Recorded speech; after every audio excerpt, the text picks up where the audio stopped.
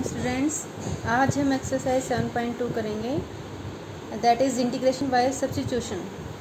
ठीक है, इसमें क्या करना होता है आपको, अगर किसी टर्म का डेरिवेटिव प्रेजेंट है आपके पास इंटीग्रेशन में, तो आपको उसको लेट करना है टी, सब्स्टिट्यूट कर देना है उसको। ठीक है,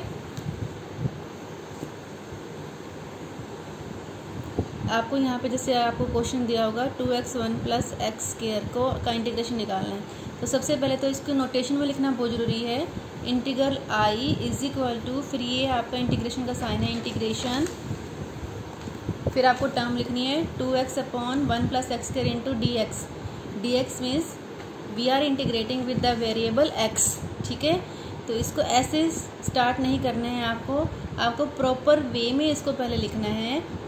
I means integration = integration of 2x/1 + x² × dx। ठीक है, तो ये जो है आपको, जैसे यहाँ तो आपको क्लियर कट पता लग रहा है कि x² का डेरिवेटिव 2x होता है। ठीक है, नहीं तो ये बेटा एक्सपीरियंस से पता लगता है, जितने क्वेश्चंस आप सोल्व करोगे, जितना आप प्रैक्टिस करोगे, उतना ही आपको क्वेश्चन को देखते ही पता लग जाएगा कि इसमें आपको करना क्या है। ठीक है, जैसे हम एक्सरसाइज वाइज चलते हैं तो हमें पता रहता है कि एक्सरसाइज में ये करना है, इस एक्सरसाइज में ये करना है, लेकिन जब पेपर में सारे क्वेश्चन मिक्स होकर आते हैं तब पहचानना होता है कि आपको ये क्वेश्चन कैसे करना है, और वो कैसे आता है, प्रैक्टिस से ही आता है। ठीक है, तो यहाँ पर जैसे x² का डेरिवेटिव 2x है, तो हम इस पूरी टर्म को ही, क्योंकि ये कांस्टेंट है, ठीक है, तो हम इस पूरी टर्म को ही t रिप्लेस कर देंगे।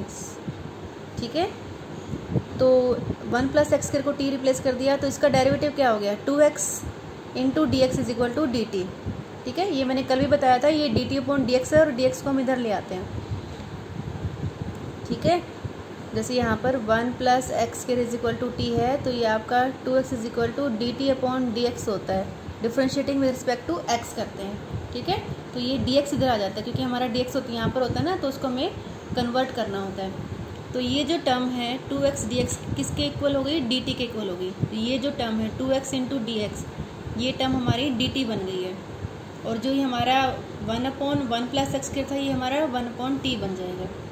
ठीक है, तो इस पूरे एक्सरसाइज में आपको ये ध्यान रखना है कि कौन सा टर्म आपको डेरिवेटिव दे रहा है, ताकि हम उसको t रिप्लेस कर दें। कौन सी टर्म से का डेरिवेटिव प्रेजेंट है हमारे पास। ठीक है, उस डेरिवेटिव को हमें वैनिश करना है। ठीक है, तो यहाँ पर हमारा आ जाएगा log t। 1/t का इंटीग्रेशन क्या होता है, log t, क्योंकि ये log t का डिफ्रेंशिएशन है, तो इसका इंटीग्रेशन log t हो जाएगा। एंटी डेरिवेटिव होता है ना इंटीग्रेशन। ठीक है, ये किसका डिफ्रेंशिएशन है, log x का। ठीक है, 1/x किसका डिफ्रेंशिएशन होता है, log x का, तो इसलिए 1/x का इंटीग्रेशन log x हो जाएगा। तो यहाँ x की जगह पे t वेरिएबल है हमारा, तो 1/t का इंटीग्रेशन log t हो जाएगा। प्लस c हमारा चलता है, ये कांस्टेंट, तो आप t की वैल्यू वापस रिप्लेस कर देंगे। t की वैल्यू क्या है, 1 + x², तो हमारा आंसर आ गया 1 log of 1 + x² + c। ठीक है, ये हमने इसलिए किया है क्योंकि हम जब ये सोल्व करते हैं तो डेरिवेटिव फ्रैक्शन में आता है, और वो फ्रैक्शन से ये बैलेंस करना है, तो हम उसको पहले ही बैलेंस कर लेते हैं बेटा। ठीक है, यहाँ पर इंटीग्रेशन सोल्व करते टाइम जो डेरिवेटिव आता है इस टर्म का, वो फ्रैक्शन में आता है ना, तो इसलिए हम उसको पहले ही बैलेंस कर लेते हैं, उसको t रिप्लेस करके उसको ख़त्म कर देते हैं। अब अगला क्वेश्चन देखो, थर्ड क्वेश्चन है ये, 1/x + x × log x। तो यहाँ से x कॉमन आ जाएगा, x + x × log x है, तो x कॉमन आ गया, क्या बचा अंदर, 1 + log x। अब हम देखेंगे log x का डेरिवेटिव 1/x हमारे पास प्रेजेंट है। ठीक है, तो log x का डेरिवेटिव हमारे पास 1 प्लस है, लेकिन हम पूरे फैक्टर को ही हम t रिप्लेस करेंगे, क्योंकि ये कांस्टेंट है, तो ये पूरा फैक्टर ही हमारा t हो जाएगा। तो हम इसमें किसको लेट करेंगे, t 1 + log x को t रिप्लेस कर देंगे, तो log x का डेरिवेटिव हो जाएगा 1 + x dx = dt। ठीक है, तो ये 1 + x dx हमारा dt बन गया है। ठीक है, और ये 1/1 + log x था, वो हमारा t बन गया है। तो ये हमारा क्वेश्चन किस में कन्वर्ट हो गया, जो इंटीग्रल I था हमारा 1/t × dt में कन्वर्ट हो गया। ठीक है, ये जो था ये तो हमारा क्या बन गया t, तो 1/t हो गया। ये 1/x इंटू डी एक्स हमारा सारा क्या बन गया, dt बन गया। ठीक है, ये चाहे कहीं पे भी लिखा हो 1/x इंटू डी एक्स हमारा dt बन गया है। ठीक है, तो 1/t का integration log t plus c, t की वैल्यू वापस से प्लेस कर देंगे 1 प्लस log x, तो log of 1 plus log x plus c इसका आंसर हो गया। ठीक है, इजी। हाँ जी, अब देखिए आप क्वेश्चन नंबर 4 है sine x into sine of cos x into d x. Sine x into sine of cos x, sine का एंगल क्या है, कोस एक्स है। अब हम देखेंगे इस कोस एक्स का डेरिवेटिव साइन एक्स हमारे पास प्रेजेंट है, तो हम इस कोस एक्स को t रिप्लेस कर देंगे। ठीक है, जिसका डेरिवेटिव है हमारे पास उसको हम t मान लेंगे। तो कोस एक्स का को t मान लिया, कोस एक्स का derivative minus sine x d x is equal to d t, तो साइन एक्स ये t है हमारा उधर चला जाएगा माइनस, तो साइन एक्स डी एक्स हमारा माइनस डी टी हो गया।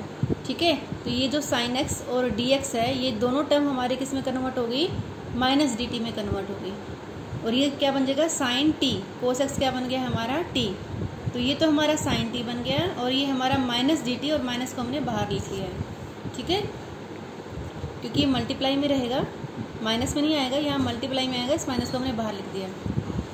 अब हम इसका इंटीग्रेशन कर लेंगे।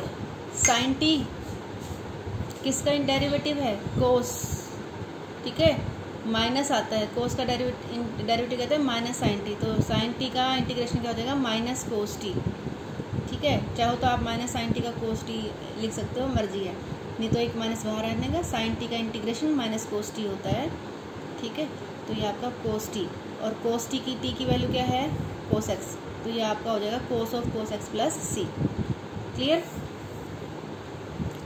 हाँ जी, देखिए अब आप 5th क्वेश्चन है sine of a x plus b into cos of a x plus b into d x.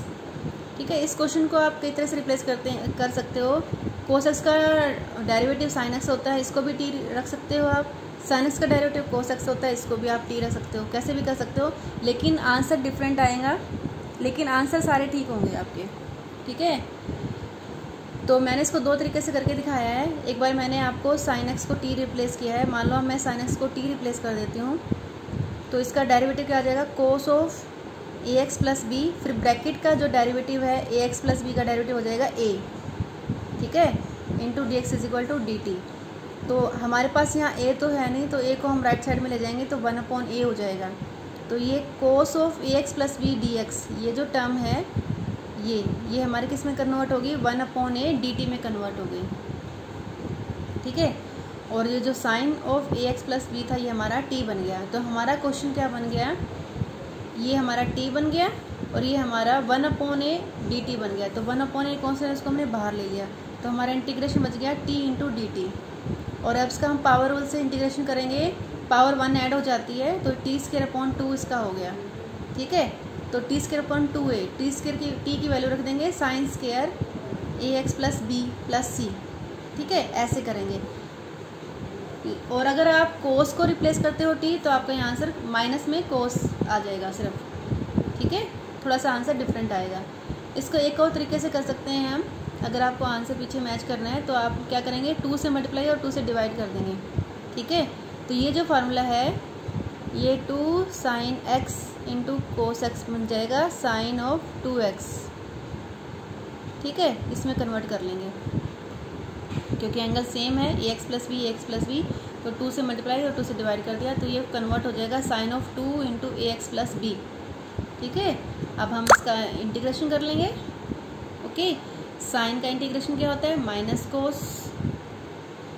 Okay, minus cos of 2ax plus b, और जो इसका डेरिवेटिव है उससे डिवाइड कर देंगे। इसका डेरिवेटिव, एंगल का डेरिवेटिव क्या आ रहा है, 2a से हम डिवाइड कर देंगे। ठीक है, तो इसका ये आंसर आ जाएगा। ऐसे भी कर सकते हो आप। तो इंटीग्रेशन में बेटा आप जैसे स्टार्ट करोगे वैसे आपका आंसर डिफरेंट भी आ सकता है। अब क्वेश्चन नंबर 7 देखें। क्वेश्चन नंबर 7 है, यहाँ पर इंटीग्रेशन आपको करना है x into under root x plus 2 into d x का इंटीग्रेशन करना है आपको। तो अब हम क्या करेंगे, इसमें थोड़ा सा चेंज करेंगे, x में +2 और -2 करना पड़ेगा हमें, ठीक है, क्योंकि ये अंदर मल्टीप्लाई होगा तो स्केयरिंग करके करना पड़ेगा, और फिर पावर रूल से तो काफ़ी टफ पड़ेगा हमें। तो हम क्या करेंगे, x + 2 - 2, ठीक है, +2 -2 कर दिया आपको। अब आप इसको अंदर मल्टीप्लाई कर लें, x + 2 की पावर यहाँ 1 है, यहाँ 1/2 है, ठीक है, तो कितनी पावर हो जाएगी 3/2, ठीक है। इसको एक ब्रैकेट मान लें, x + 2 की पावर यहाँ कितनी है 1 और यहाँ कितनी है 1/2, ऐड करोगे तो कितनी हो जाएगी 3/2, और -2 से मल्टीप्लाई करेंगे, -2 × x + 2 की पावर 1/2, ठीक है। अब ये दो इंटीग्रेशन आपकी अलग अलग हो गई, ठीक है। एक इंटीग्रेशन आपको x + 2 की पावर 3/2 का करना है, एक इंटीग्रेशन आपको 2 कॉमन कॉन्स्टेंट है बाहर आ जाएगा, x + 2 की पावर 1/2 का करना है, ठीक है। पावर रूल से हम इंटीग्रेशन कर लेंगे आराम से।